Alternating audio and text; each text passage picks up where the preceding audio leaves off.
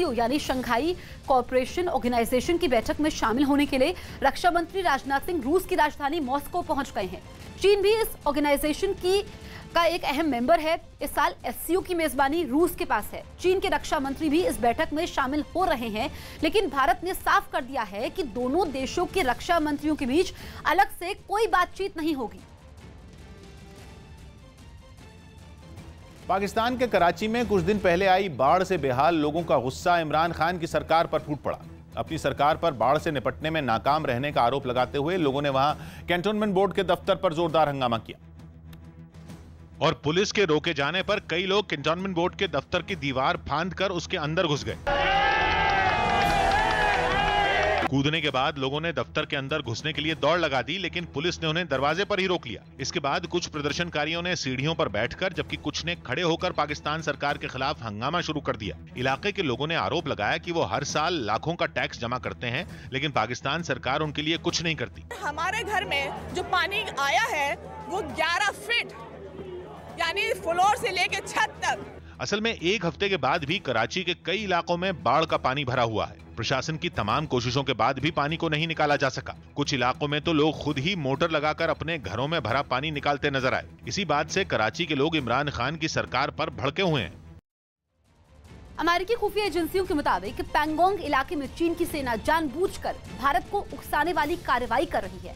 अमेरिकी खुफिया एजेंसियों की रिपोर्ट के मुताबिक चीन की सेना जानबूझकर भारत के क्षेत्र में दाखिल हुई ताकि भारत को उकसाया जा सके, लेकिन भारतीय सेना ने बिना कोई नुकसान उठाए चीन की सेना के पीछे धकेलकर अपनी स्थिति को मजबूत कर लिया है। अमेरिका की खुफिया एजेंसियों की माने तो चीन अब इस बात से बौखलाया हुआ है कि उसके स्थानीय कमांडर ने भारत के साथ झड़प होने के बाद पीछे हटने का फैसला लिया। अमेरिका का मानना है कि लद्दाख क्षेत्र में चीन को मुंहतोड़ जवाब देने के लिए भारतीय सेना बेहद मजबूती और मुस्तैदी के साथ तैनात है। चीन के हांगकांग पर कब्जे की एक और चाल सामने आई। दावा किया गया कि चीन हांगकांग में कोरोना की जांच के बहाने लोगों के DNA का डेटा इकट्ठा कर रहा है, जिसकी भनक लगने के बाद हांगकांग के लोकतंत्र समर्थक चीन पर भड़क गए। इन नेताओं ने दावा किया कि चीन कोरोना की जांच की आड़ में हांगकांग के लोगों का DNA टेस्ट कर रहा है।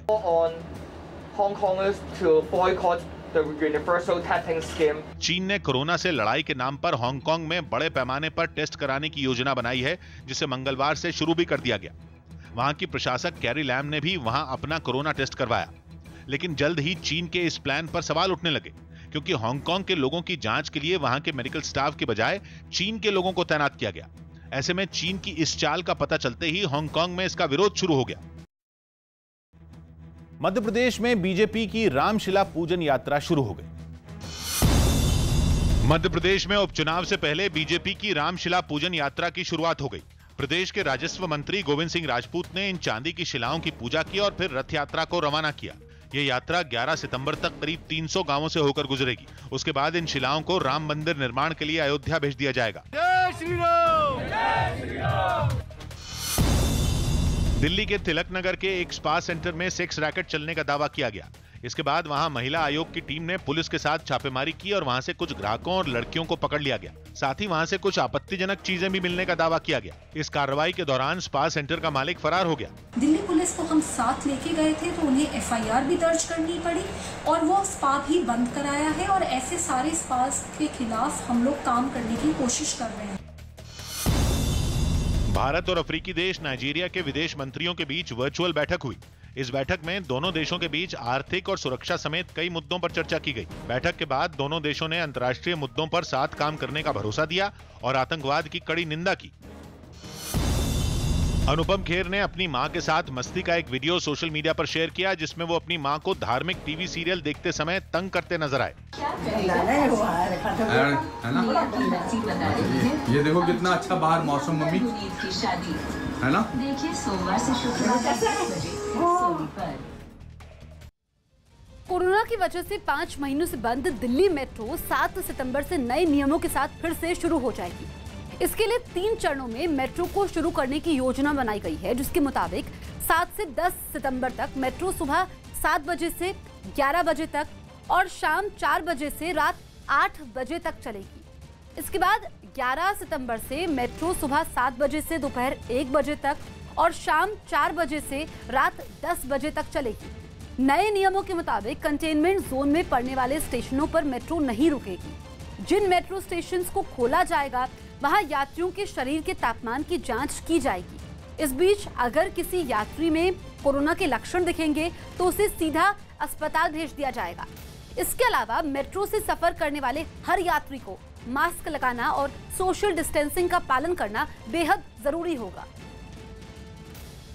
गुजरात के द्वारका में सरकार का ध्यान खींचने के लिए किसानों ने अनोखा रास्ता अपनाया और अपने ही खेतों में तैराकी प्रतियोगिता की। उन्होंने आरोप लगाया कि 1.5 महीने बाद बीत जाने के बाद भी खेतों में भरे पानी को निकालने में प्रशासन ने उनकी कोई मदद नहीं की, जिसके बाद इन किसानों ने करीब 6 फीट पानी में तैराकी प्रतियोगिता करने का फैसला किया ताकि सरकार उनकी समस्या को दूर करने के लिए आगे आए। इस प्रतियोगिता में इलाके के कई किसानों ने हिस्सा लिया जो अपने बर्बाद हो चुके खेतों में ही तैराकी करते नजर आए। ये खेत पानी से लबालब भरे दिखे, जिन्हें देखकर अंदाजा तक नहीं लगाया जा सकता कि वहां कभी फसल भी उगाई गई होगी। प्रतियोगिता के आखिर में जीतने वाले को इनाम में लॉलीपॉप दिया गया। रूस में एक महिला के गले से 4 फीट लंबा सांप निकलने की हैरान करने वाली घटना सामने आई। एक वीडियो में डॉक्टर इस महिला के मुंह में एक ट्यूब डालते नजर आए। मुंह से क्या निकलने वाला है इस बात से बेखबर डॉक्टर अपना काम करते रहे, लेकिन जैसे ही सांप निकला तो उनके भी होश उड़ गए। वीडियो में नजर आ रही नर्स तो इतना लंबा सांप देखकर घबरा ही गई। बताया गया कि सोते वक्त ये सांप महिला के मुंह में घुस गया था। जब उसकी तबीयत बिगड़ी तो उसे अस्पताल में भर्ती करवाया गया।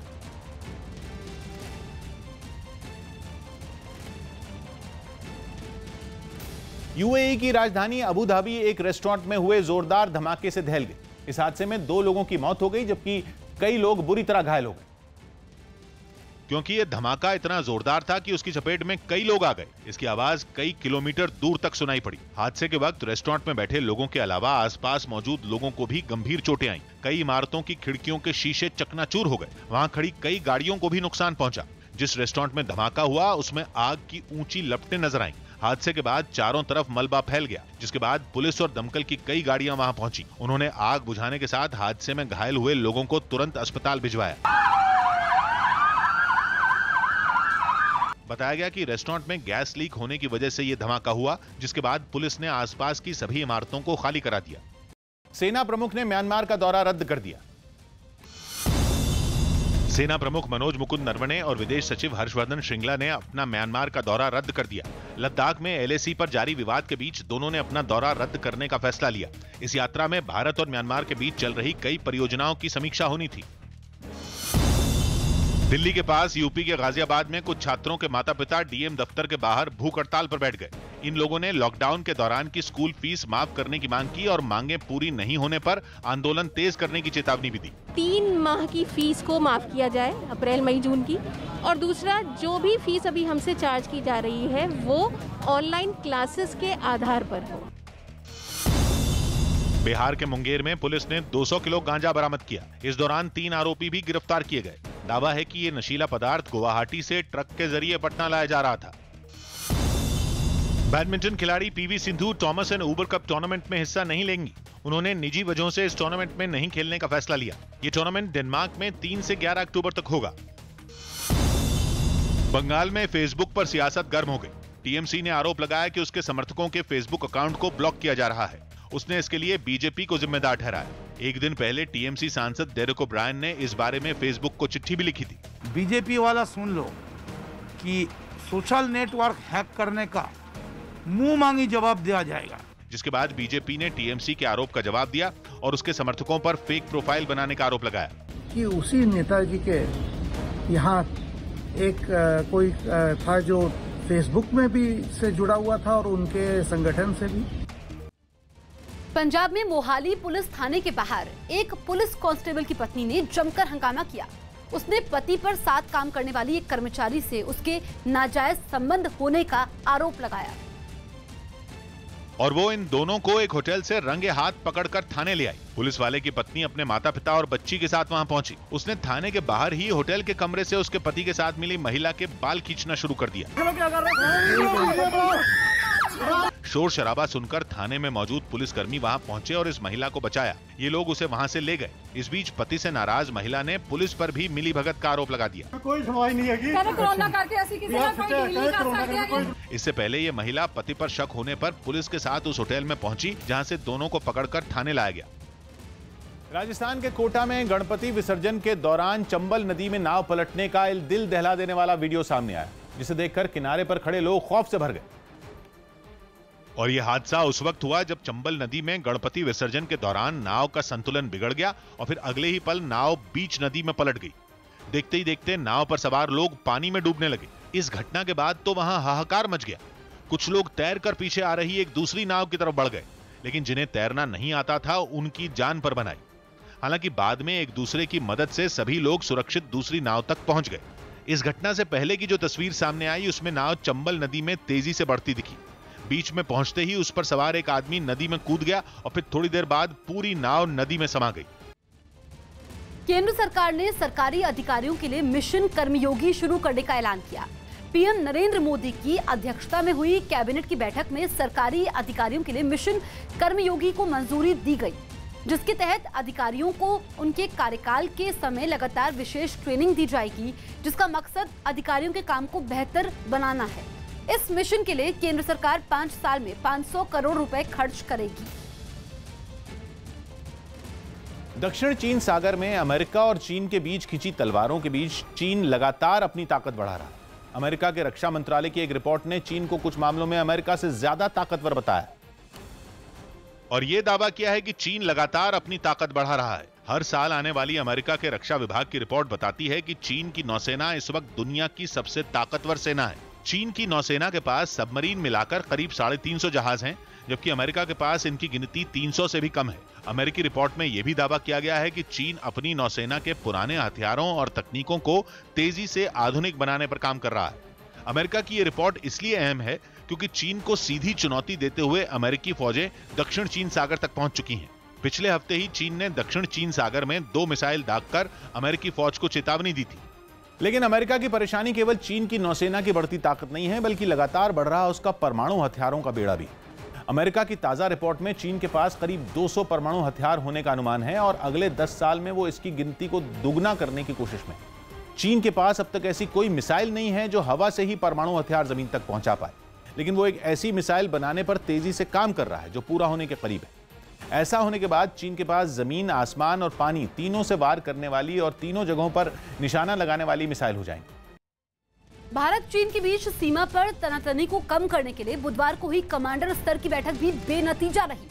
बुधवार को लगातार दूसरे दिन दोनों देशों के बीच कमांडर स्तर की बैठक हुई, जो कि करीब 6.5 घंटे चली। सुबह 10 बजे से शुरू हुई बैठक शाम 4:30 बजे तक चली, लेकिन कोई नतीजा नहीं निकल सका। इसके बाद आज एक बार फिर दोनों देशों के कमांडरों के बीच बैठक हो सकती है। मई से लद्दाख में LAC पर दोनों देशों के बीच टकराव चल रहा है। 31 अगस्त को भी चीन की सेना ने पैंगोंग के दक्षिण इलाके में भारतीय सीमा में घुसपैठ की कोशिश की थी, जिसे भारतीय सेना ने नाकाम कर दिया था। पश्चिम बंगाल के कूच बिहार में एक नए टोल प्लाजा का उद्घाटन करने पहुंचे मंत्री रविंद्रनाथ घोष को लोगों के विरोध का सामना करना पड़ा। लोगों का कहना है कि राज्य सरकार ने हाईवे के लिए उनसे उनकी जमीन ली थी, लेकिन आरोप है कि इस जमीन के बदले न तो उन्हें मुआवजा मिला और न ही सरकार ने उन्हें कोई नौकरी दी।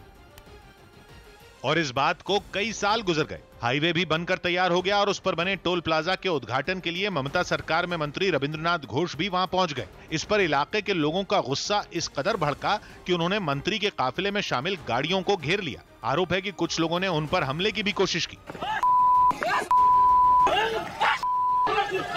सामने आई तस्वीरों में एक महिला मंत्री की गाड़ी के पीछे भागती दिखी। उसने चलती गाड़ी पर लात मारने की भी कोशिश की। बात तब और ज्यादा बिगड़ गई जब मंत्री के खिलाफ लोग सड़कों पर लेट गए। उन्होंने राज्य की ममता सरकार पर धोखा देने का भी आरोप लगाया।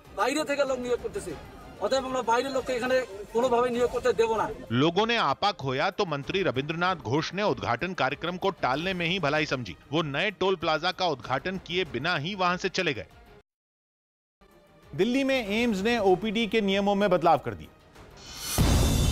कोरोना केस बढ़ने की वजह से एम्स दिल्ली ने 2 हफ्ते के लिए OPD के नियमों में बदलाव कर दिए, जिसके बाद मरीज OPD में डॉक्टर को दिखा सकेंगे, लेकिन उन्हें भर्ती नहीं किया जाएगा। यूपी के बरेली में बीजेपी विधायक वीर विक्रम सिंह के सुरक्षा कर्मी ने एक ड्राइवर की पिटाई कर दी। आरोप है कि इस विधायक की गाड़ी जैम में फंस गई थी, जिसके बाद उनका सुरक्षा कर्मी गाड़ी से नीचे उतरा और वो कार ड्राइवर को डंडों से पीटने लगा। पिटाई का ये वीडियो सोशल मीडिया पर वायरल होने के बाद पुलिस भी हरकत में आई और आरोपी को निलंबित कर दिया। पाकिस्तान ने राजौरी में फिर सीज फायर का उल्लंघन किया, जिसमें एक भारतीय जवान शहीद हो गया। पाकिस्तान की तरफ से सुबह करीब 5 बजे केरी सेक्टर में गोलाबारी की गई। इसके बाद भारत ने भी पाकिस्तान पर जवाबी कार्रवाई की और उसकी 2 पोस्ट तबाह कर दी। इनमें पाकिस्तान के 2 जवान भी मारे गए। अमेरिका की सेरेना विलियम्स जीत के साथ यूएस ओपन के दूसरे दौर में पहुंच गईं। उन्होंने अपने पहले मुकाबले में अमेरिका की ही क्रिस्टी एन को 7-5 और 6-3 से हरा दिया, लेकिन उनकी बहन वीनस विलियम्स को पहले ही दौर में हार का सामना करना पड़ा, जिसके बाद वो टूर्नामेंट से बाहर हो गईं। हरियाणा के अंबाला एयरबेस पर तैनात राफाल लड़ाकू विमानों की सुरक्षा पर वायुसेना ने चिंता जाहिर की है। इस सिलसिले में एयर मार्शल मानवेंद्र सिंह की ओर से हरियाणा के मुख्य सचिव को एक खत लिखा गया, जिसमें अंबाला एयरबेस पर तैनात राफाल विमानों को वहां उड़ने वाले कबूतरों से खतरा बताया गया। इस चिट्ठी को गंभीरता से लेते हुए प्रशासन ने एयरबेस के आसपास के 10 किलोमीटर के दायरे में कबूतर उड़ाने वालों को नोटिस जारी किया और कबूतर नहीं उड़ाने का आदेश दिया। इस आदेश को नहीं मानने पर कार्रवाई की चेतावनी भी दी गई। उत्तर प्रदेश के मथुरा में 2 पक्षों के बीच हुए खूनी संघर्ष से पूरा इलाका दहल उठा। बताया जा रहा है कि एक दिन पहले मामूली बात पर शुरू हुए झगड़े में दोनों गुटों के बीच मारपीट हुई और इस घटना के कुछ घंटे बाद फिर से एक गुट के लोगों ने दूसरे गुट के लोगों के घरों पर हमला कर दिया और इस हमले का खौफनाक मंजर देख लोग सहम उठे। घटना का जो सीसीटीवी वीडियो सामने आया, उसमें कुछ लोग एक घर पर पत्थर बरसाते हुए नजर आए। उन्होंने सीसीटीवी कैमरों को भी तोड़ने की कोशिश की। इसी वीडियो में एक आरोपी के पास तलवार नजर आई। इस हमले में कई गाड़ियों और ट्रकों को भी नुकसान पहुंचाया गया। सामने आई तस्वीरों में आरोपी एक गाड़ी को धकेलकर नीचे गिराते हुए भी दिखे। यही नहीं, आरोप है कि कुछ घरों में पेट्रोल बम भी फेंके गए, जिसके बाद वहां 2 गुटों के झगड़े ने हिंसक रूप ले लिया। पेट्रोल बम फेंका है ऊपर से, वो देखिए जला हुआ पड़ा हुआ। इस घटना में पुलिस की तरफ से 7 लोगों को गिरफ्तार कर लिया गया। यूपी के बलिया में गंगा और घाघरा नदी में उफान की वजह से बैरिया और बांसडीह इलाके में कई गांव पानी में डूब गए हैं। गांवों की सड़कें और गलियां तालाब बन गई हैं, जबकि किसानों की फसल भी पानी में डूब चुकी है। हालात ये हो चुके हैं कि लोगों का खाना पीना और रहना सब बाढ़ के पानी के बीच ही हो रहा है। यहाँ तक कि मवेशियों के लिए रखा गया चारा भी बाढ़ के पानी में डूब गया है। गाँव वालों का आरोप है कि प्रशासन की तरफ से उनके गाँव में अभी तक कोई मदद नहीं पहुँची है। पानी यहाँ घिरा हुआ है, सब चीज सड़ चुके हैं, यहाँ कुछ भी नहीं है। बहुत ही दिक्कत होती है, फसलें बहुत ही नुकसान हुई है। आने जाने का इधर वालों को भी खर्चा, हमारा भी है, जो दिख रहे हैं अभी परेशानी में झेल रहे हैं हम। उत्तर कोरिया और अमेरिका में तनाव बढ़ सकता है। खबर है कि अमेरिका के कुछ विमानों को उत्तर कोरिया की सीमा के बेहद पास उड़ान भरते हुए देखा गया, वो भी पूरी तैयारी के साथ। उत्तर कोरिया की सीमा के पास अमेरिका का एक सर्वेलेंस एयरक्राफ्ट तो दिखा ही, साथ ही A-10 थंडरबोल्ट फाइटर जेट भी दिखा। माना जा रहा है कि सीमा पर उत्तर कोरिया की फौज की तैनाती देखने के लिए ये विमान भेजे गए थे। फाइटर जेट को सर्वेलेंस एयरक्राफ्ट के साथ इसलिए रखा गया ताकि अगर हालात बिगड़े या उत्तर कोरिया की तरफ से कोई जवाबी हमला हो तो सर्वेलेंस एयरक्राफ्ट को बचाया जा सके। किम जोंग उन की फौज एक बड़े टैंक दस्ते का जंग में इस्तेमाल करती है, जबकि अमेरिका के थंडरबोल्ट फाइटर जेट को टैंक किलर के नाम से जाना जाता है। माना जा रहा है कि अमेरिका का यह कदम उत्तर कोरिया को उकसाने वाला है। लखनऊ में पुलिस ने शराब तस्करी के 2 आरोपियों की 1 करोड़ 34 लाख रुपए की अवैध संपत्ति जब्त कर ली।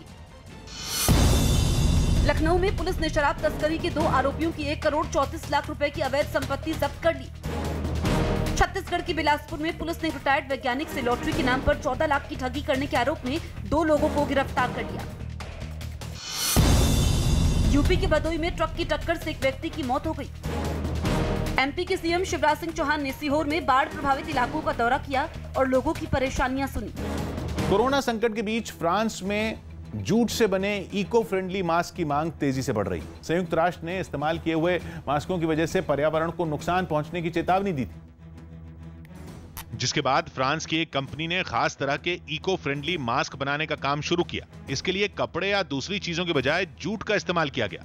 फ्रांस के यन में मौजूद कंपनी के कारखाने में कई लोग ऐसे मास्क बनाते नजर आए। इसके लिए खास तरह की मशीनों की मदद से जूट की चादरें बनाई गई। बाद में इन चादरों को दूसरी मशीन के जरिए मास्क में बदल दिया गया। दावा किया गया कि ये मास्क कोरोना वायरस को तो रोकेंगे ही, इस्तेमाल के बाद इनकी खाद भी बनाई जा सकती है। कंपनी के मुताबिक फ्रांस ही नहीं, यूरोप के दूसरे देशों में भी उनके मास्क की मांग तेजी से बढ़ रही है।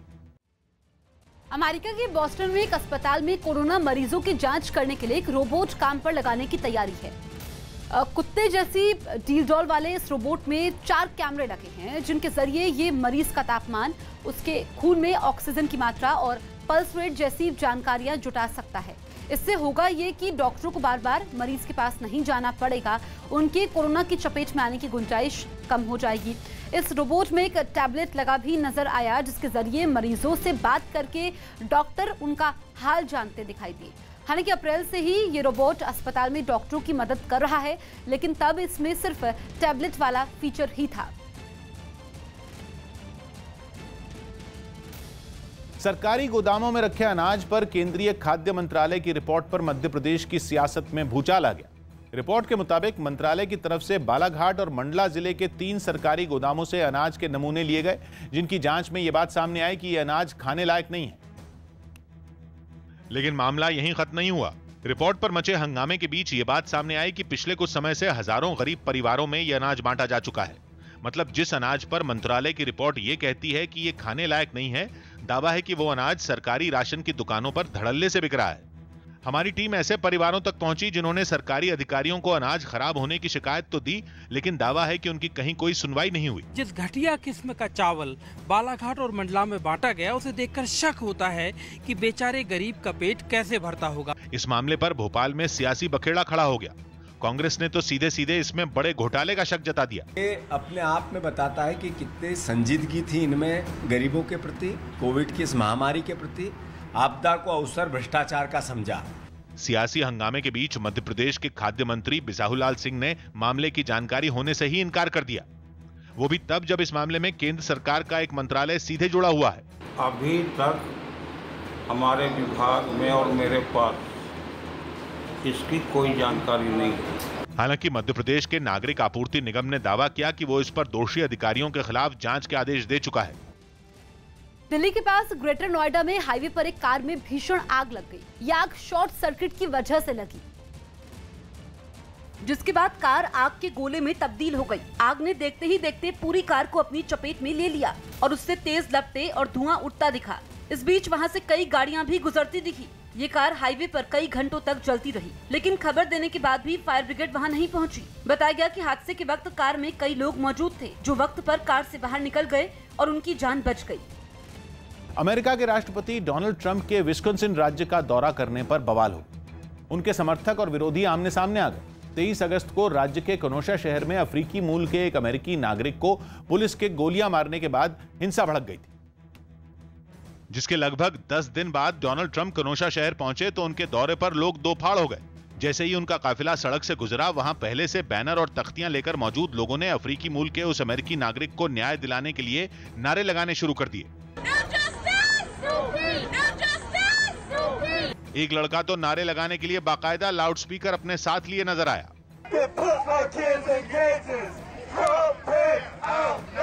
ट्रंप का इतना विरोध देखकर उनका एक समर्थक अकेला प्रदर्शनकारियों को जवाब देने के लिए खड़ा हो गया। No communism USA, no Marxism, back off. वहीं सामने आई एक दूसरी तस्वीर में एक प्रदर्शनकारी और ट्रंप समर्थक आपस में भिड़ते हुए नजर आए। इस बीच राष्ट्रपति डोनाल्ड ट्रंप ने उन लोगों से मुलाकात की जिनकी दुकानें और संपत्ति हिंसा में जलकर राख हो गई, लेकिन जिस अफ्रीकी मूल के अमेरिकी नागरिक को गोली मारी गई थी, उसके परिवार से ट्रंप नहीं मिले। जम्मू कश्मीर के कुपवाड़ा में 2 आतंकी मारे गए। जम्मू कश्मीर के कुपवाड़ा में सुरक्षा बल ने मुठभेड़ में 2 आतंकी ढेर कर दिए। ये आतंकी LOC से नौगाम सेक्टर में घुसे थे, लेकिन जैसे ही सेना को उनकी जानकारी मिली, उन्हें मार गिराया गया। लखनऊ में दुर्गेश यादव नाम के प्रॉपर्टी डीलर की हत्या कर दी गई। पुलिस के मुताबिक कुछ लोग इस प्रॉपर्टी डीलर के घर पहुंचे, जहां उनके बीच पैसों के लेन देन में विवाद हो गया। इसी के बाद कुछ लोगों ने प्रॉपर्टी डीलर को गोली मार दी, जिसे घायल हालत में अस्पताल ले जाया गया, लेकिन इलाज के दौरान उसकी मौत हो गई। सुरेश रैना ने एक इंटरव्यू में महेंद्र सिंह धोनी के साथ मनमुटाव की खबरों को खारिज कर दिया। साथ ही उन्होंने कोरोना के खतरे को देश लौटने की वजह करार दिया। हालांकि हालात सुधरने पर फिर दुबई में टीम के साथ जुड़ने के भी संकेत दिए। सुरेश रैना हाल ही में IPL छोड़कर स्वदेश लौट आए थे, जिसके बाद कई तरह की अटकलें लग रही थी कि रैना ने धोनी से विवाद के बाद IPL छोड़ दिया। करण जौहर ने लॉकडाउन के दौरान बच्चों पर एक किताब लिखी। इस किताब का नाम the big thoughts of little love है, जो जल्द प्रकाशित होगी। इससे पहले करण जौहर अपनी जिंदगी पर भी एक किताब लिख चुके हैं। लद्दाख में एलएसी पर भारत के साथ टकराव के बीच संयुक्त राष्ट्र में चीन ने सफेद झूठ बोलना भी शुरू कर दिया है। संयुक्त राष्ट्र की 75वीं वर्षगांठ के मौके पर आयोजित कार्यक्रम में चीन के विदेश मंत्री तो भारतीय सीमा में घुसपैठ की बात से ही मुकर गए। चीन के विदेश मंत्री ने कहा कि चीन ने कभी भी किसी भी देश की 1 इंच जमीन नहीं हथियाई है। दुनिया भर में कई देशों के साथ टकराव मोल लेने वाले चीन के विदेश मंत्री ने तो संयुक्त राष्ट्र से शांति का राग भी अलापा और दावा किया कि उसने हमेशा विश्व में शांति को बढ़ावा दिया है। चीन के विदेश मंत्री के मुताबिक जब से चीन बना है तब से उसने किसी भी देश को युद्ध के लिए नहीं उकसाया। दिल्ली के पास यूपी के नोएडा में कोरोना की वजह से हजारों फैक्ट्रियां बंद होने के कगार पर पहुंच गई। नोएडा की एमएसएमई इंडस्ट्रियल एसोसिएशन ने इन फैक्ट्रियों को चलाने के लिए सरकार से गुहार लगाई ताकि तालाबंद हो चुकी फैक्ट्रियों को फिर से खोला जा सके। बताया गया कि अनलॉक 1 की शुरुआत में कई फैक्ट्री मालिकों ने काम धंधे के लिए इधर उधर हाथ मारे, लेकिन उन्हें कहीं से काम का ऑर्डर नहीं मिला। मजबूरन उन्हें अपनी फैक्ट्रियों पर ताला लगाना पड़ा। बंद क्यों करना पड़ा आपको? सर अब काम ही नहीं है, ऑर्डर ही नहीं है, तो उसकी वजह से बंद करना पड़ा। काम बिल्कुल नहीं। बताया गया कि कोरोना संकट की वजह से वहां कई फैक्ट्रियां बंद हो चुकी हैं, जबकि करीब 7000 फैक्ट्रियां बंद होने की कगार पर हैं। जो फैक्ट्रियां चल भी रही हैं उनमें ज्यादातर के पास या तो मजदूर नहीं है या पहले जैसा काम नहीं है। अभी यहाँ मेरे पीछे आपको 2 मजदूर काम करते हुए दिखाई दे रहे हैं, लेकिन यहाँ अब लॉकडाउन से पहले मजदूरों की संख्या 10 होती थी। नोएडा की एमएसएमई इंडस्ट्रियल एसोसिएशन ने केंद्र सरकार से गुहार लगाई कि उनकी फैक्ट्रियों को फिर से चलाने में मदद की जाए। प्रधानमंत्री जी का जो आत्मनिर्भरता का सपना है वो पूरा हो सकता है, उत्पादन बढ़ सकता है, बशर्ते कि सरकार साथ दे। फैक्ट्री मालिकों ने बताया कि अगर जल्द सरकार ने उनकी बात नहीं सुनी तो कई लोगों के सामने भूखमरी की नौबत आ सकती है। सुशांत मौत मामले में ड्रग्स कनेक्शन की जांच के बीच अभिनेत्री कंगना रनौत के एक बयान पर विवाद खड़ा हो गया। अपने इस बयान में कंगना ने दावा किया कि फिल्म इंडस्ट्री में 99% लोग ड्रग्स लेते हैं। यही नहीं, उन्होंने इस पर भी एक ट्वीट किया। इसके अलावा उन्होंने अपने एक दूसरे ट्वीट में अभिनेता रणबीर कपूर, रणवीर सिंह और अयान मुखर्जी को ड्रग टेस्ट करवाने के लिए ब्लड सैंपल देने की भी चुनौती दी, जिस पर फिल्म निर्देशक अनुभव सिन्हा ने पलटवार करते हुए अपने ट्वीट में कंगना रनौत का नाम लिए बिना उनके दावे पर सवाल खड़े कर दिए। उनके अलावा अभिनेत्री रवीना टंडन ने भी कंगना रनौत के दावे पर सवाल खड़े करते हुए पूरी इंडस्ट्री को गलत बताने पर ऐतराज जताया। मध्य अमेरिकी देश ग्वाटेमाला की जेल में बंधक बनाए गए सुरक्षा कर्मियों को पुलिस ने सुरक्षित छुड़ा लिया। बताया गया कि जेल में बंद कैदी अपने गिरोह के लोगों को दूसरी जेल में भेजे जाने से भड़क गए, जिसके बाद उन्होंने वहां तैनात 10 सुरक्षा कर्मियों को बंधक बना लिया, जिसका पता चलते ही वहां हड़कंप मच गया। आनन फानन में पुलिस अधिकारियों ने जेल में बंद गिरोह के लोगों से बंधक बनाए गए सुरक्षा कर्मियों को छुड़ाने के लिए बातचीत शुरू की और फिर कई घंटों की बातचीत के बाद उन्हें सुरक्षित रिहा करा लिया गया। वहां से आई एक तस्वीर में बंधक बनाए गए कई सुरक्षा कर्मी जेल की इमारत से बाहर निकलते दिखे। इस दौरान वहां पुलिस के कई अधिकारी मौजूद रहे। रिहा किए जाने के बाद सुरक्षा कर्मियों को एक गाड़ी में बैठाया गया। उनके साथ पुलिस के कुछ जवान भी बैठे नजर आए। बंधक बनाए गए सुरक्षा कर्मियों को छोड़े जाने से पहले जेल के बाहर काफी गहमागहमी दिखी। किसी भी तरह के हालात से निपटने के लिए वहां भारी संख्या में पुलिस के जवान भी तैनात दिखाई दिए। पाकिस्तान ने एक बार फिर पुंछ के गलपुरस, खड़ी, करमारा और बांडीर चेचिया सेक्टर में गोलाबारी की है। पाकिस्तान की तरफ से लगातार भारतीय सेना की चौकियों को निशाना बनाने की कोशिश की जा रही है। इसके अलावा किरनी सेक्टर में रिहायशी इलाकों को भी निशाना बनाने की कोशिश की गई है। भारतीय फौजों की तरफ से भी पाकिस्तान को मुंहतोड़ जवाब दिया गया है। कल पाकिस्तान की गोलाबारी में भारतीय सेना का एक जवान शहीद हो गया था। सिनेमा हॉल बंद होने की वजह से ब्राजील के सबसे बड़े शहर साओ पाउलो में एक स्टेडियम को ड्राइव इन सिनेमा में बदल दिया गया। इससे पहले इस स्टेडियम को कोरोना मरीजों के इलाज के लिए कोविड अस्पताल बना दिया गया था, लेकिन थोड़े बेहतर हुए हालात में लोगों के मनोरंजन के लिए स्टेडियम में ड्राइव इन सिनेमा की शुरुआत की गई। ड्राइव इन सिनेमा में दर्शक अपनी सवारी में बैठे बैठे ही फिल्म देखते हैं। उन्हें कार से उतरने की जरूरत नहीं होती। ऐसे में स्टेडियम में एक बड़ी स्क्रीन पर फिल्म चलाई गई और लोग अपनी अपनी गाड़ियों के अंदर से ही उसे देखते नजर आए। इस स्टेडियम में सिर्फ फिल्में ही नहीं बल्कि म्यूजिक कॉन्सर्ट, डांस शो और दूसरे कार्यक्रम भी होते हैं। सामने आई एक तस्वीर में एक डीजे के बजाय म्यूजिक पर लोग अपनी कार में ही झूमते दिखे। स्टेडियम में कार्यक्रम के दौरान गाड़ियों के बीच कम से कम 1 मीटर की दूरी रखना जरूरी है। साथ ही लोगों को गाड़ी के शीशे खोलने की भी मनाही है। संसद के मानसून सत्र में प्रश्नकाल रद्द किए जाने का विपक्ष ने विरोध जताया।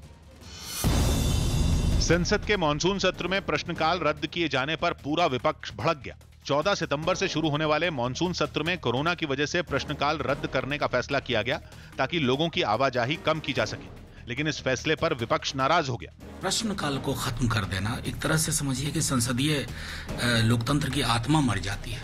लेकिन बीजेपी ने कोरोना से जुड़ी सावधानियों का हवाला देकर स्पीकर के निर्णय को सही ठहराया। संवैधानिक बाध्यता है, नहीं तो शायद सांसदों को भी परेशान न किया था। देश के कई इलाकों में हुई भारी बारिश का असर सब्जियों के दामों पर भी पड़ा। दावा है कि बारिश और बाढ़ की वजह से दिल्ली की सब्जी मंडियों में भी सब्जियां नहीं पहुंच पा रही हैं, जिसके बाद वहां सब्जियों के दाम काफी बढ़ गए। हाल यह है कि आलू और गोभी के दाम तो 50% से भी ज्यादा बढ़ चुके हैं। शिमला मिर्च है, फूल गोभी है, 100 रुपए किलो मंडी से आ रही है, 80 रुपए किलो शिमला आ रही है मंडी से, बीन्स 80 रुपए किलो आ रही है। बाकी हर चीज महंगी है, कोई सस्ती नहीं है। पाकिस्तान ने टिंडर समेत 5 डेटिंग ऐप पर प्रतिबंध लगा दिया।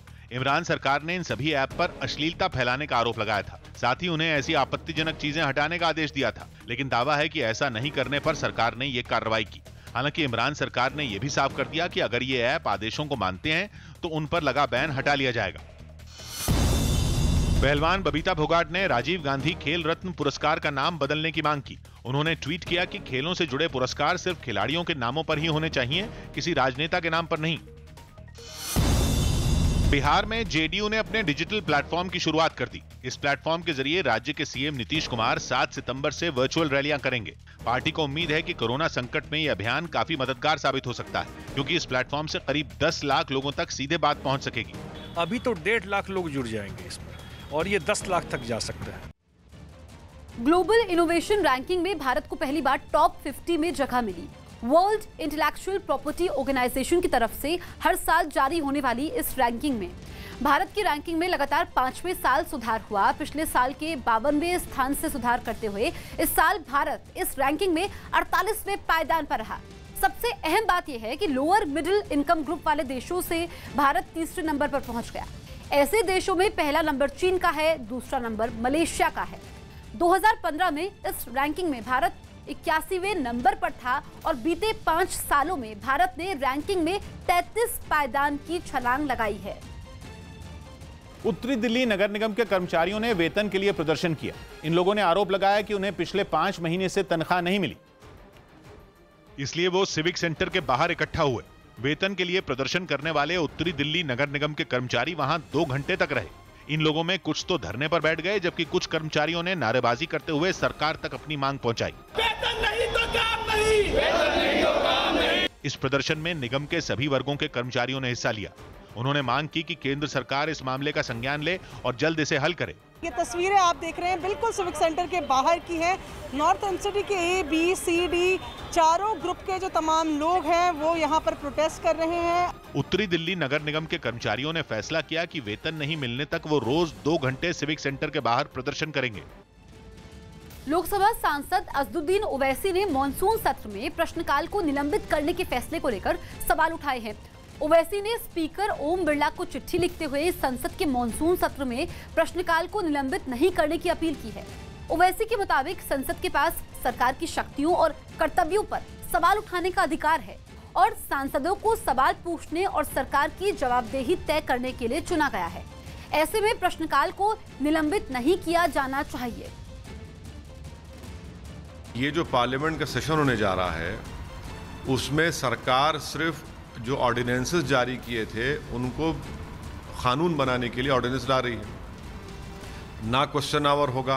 अब सरकार जो है ये अकाउंटेबिलिटी को ख़त्म कर रही है, देश की जनता के सामने जवाबदेही को अपनी ख़त्म कर रही है। स्पीकर जनाब ओम बिरला साहब को लेटर भी लिखा और उनसे रिक्वेस्ट की कि sir theory of separation of powers में लेजिस्लेचर सुप्रीम है, पार्लियामेंट सुप्रीम है, आप इसको अलाउ मत करिए। कोरोना से डर के माहौल में लोगों के चेहरों पर मुस्कान लाने के लिए इंडोनेशिया की राजधानी जकार्ता में कुछ कलाकारों ने अपनी कला का बेहतरीन इस्तेमाल किया। उन्होंने सड़क पर 300 मीटर लंबी एक 3D पेंटिंग बना दी, जिसे देखकर ऐसा लगा मानो गली के बीचों बीच वाकई एक नदी बह रही हो। इस पेंटिंग ने सड़क की पूरी शक्ल ही बदल डाली। रंग बिरंगी पेंटिंग को देखकर बच्चों की तो मौज आ गई। वो घरों से निकल आए और वहीं डेरा जमा लिया। 2 बच्चियां तो सड़क पर लेट ही गईं। Hidup jalan jadi komplek itu jadi ramai lah. Yang main anak-anak gitu, Pak. और बच्चे तो छोड़िए, बड़ों को भी कला का ये नमूना खूब पसंद आया। वो इसके साथ अलग अलग अंदाज में फोटो खिंचवाते नजर आए। कुछ लड़कियां तो पेंटिंग में नदी के ऊपर बने एक ब्रिज पर संभलकर चलने की एक्टिंग करती दिखी। बताया गया कि 300 मीटर लंबी इस पेंटिंग को बनाने के लिए 75 लीटर से भी ज्यादा पेंट लगा। ग्रेटर नोएडा में चलती कार में आग लगने से अफरा तफरी मच गई। दिल्ली के पास यूपी के ग्रेटर नोएडा में ईस्टर्न पेरिफेरल हाईवे पर एक चलती कार में आग लगने से अफरा तफरी मच गई। बताया गया कि यह आग शॉर्ट सर्किट की वजह से लगी और इसने देखते ही देखते पूरी कार को जलाकर राख कर दिया। आंध्र प्रदेश के मुख्यमंत्री जगन मोहन रेड्डी ने एम्बुलेंस के लिए अपना काफिला रोक दिया। जगन मोहन रेड्डी जब विजयवाड़ा हवाई अड्डे से लौट रहे थे, तभी उन्होंने एम्बुलेंस को देखकर अपने काफिले को सड़क के किनारे रुकने का आदेश दिया। AIMIM नेता और सांसद अजदुद्दीन ओवैसी ने लोकसभा स्पीकर को चिट्ठी लिखी, जिसमें उन्होंने संसद के मॉनसून सत्र से प्रश्नकाल को हटाने के फैसले पर पुनर्विचार करने की मांग की। बिहार के खगड़िया में सांप के साथ खिलवाड़ करने पर एक आदमी की जान चली गई। बताया गया कि यह आदमी काफी देर तक सांप से खेलता रहा, लेकिन जैसे ही सांप को मौका मिला उसने डस दिया और इससे उस आदमी की मौत हो गई। कोरोना संकट के बीच ब्रिटेन में करीब 5 महीने बाद स्कूल खुल गए। वहां पर लंबे वक्त से जारी लॉकडाउन के बाद लोगों की जिंदगी पटरी पर लौटने लगी। और यही वजह रही कि ब्रिटेन सरकार ने बच्चों को पढ़ाई में हो रहे नुकसान की भरपाई के लिए वहां स्कूल और कॉलेजों को खोलने की मंजूरी दे दी, जिसके बाद हजारों बच्चे स्कूल पहुंचे। लंदन के एक स्कूल की तस्वीर में कुछ बच्चे क्लास में जाने से पहले हाथों को पानी से धोते नजर आए, तो एक दूसरे स्कूल की तस्वीर में बच्चे सैनिटाइजर का इस्तेमाल करते दिखे। स्कूल लौटे छात्रों का एक टीचर ने वीडियो कॉल के जरिए स्वागत किया। छात्रों ने भी हाथ हिलाकर खुशी जाहिर की। Welcome back, everybody. कई दिनों बाद स्कूल लौटे इन बच्चों ने क्लास में साथ बैठकर पढ़ाई की। उन्होंने स्कूल वापसी पर मिलीजुली प्रतिक्रिया दी। Feeling quite happy about coming back to school and learning and seeing my friends again. Although I'm quite stressed because I haven't been back a while and I have to do a lot of catching up. School में entry के लिए बच्चों को इंतजार भी करना पड़ा। सभी नियमों को ध्यान में रखते हुए ही वो स्कूल के अंदर पहुंचे। बिहार के खगड़िया से एक हैरान करने वाली एक घटना सामने आई, जिसमें सांप के साथ खिलवाड़ करने पर एक आदमी की जान चली गई। बताया गया कि एक कार्यक्रम में यह आदमी सांप लेकर पहुंच गया और लोगों की भीड़ के बीच उस जहरीले सांप के साथ खेलता दिखा। यह आदमी कार्यक्रम के समय उस सांप को पूंछ से पकड़कर भीड़ के साथ साथ चलता नजर आया, जिसमें कई बच्चे भी शामिल थे। एक बार तो उसने सांप को सड़क पर ही छोड़ दिया। ये खौफनाक खेल काफी देर तक चलता रहा और किसी ने भी उस आदमी को रोकने की कोशिश नहीं की। हर कोई नाच गाने में मस्त दिखा और इसका नतीजा ये हुआ कि मौका पाकर सांप ने उस आदमी को ही डस लिया, जिससे उसकी मौत हो गई।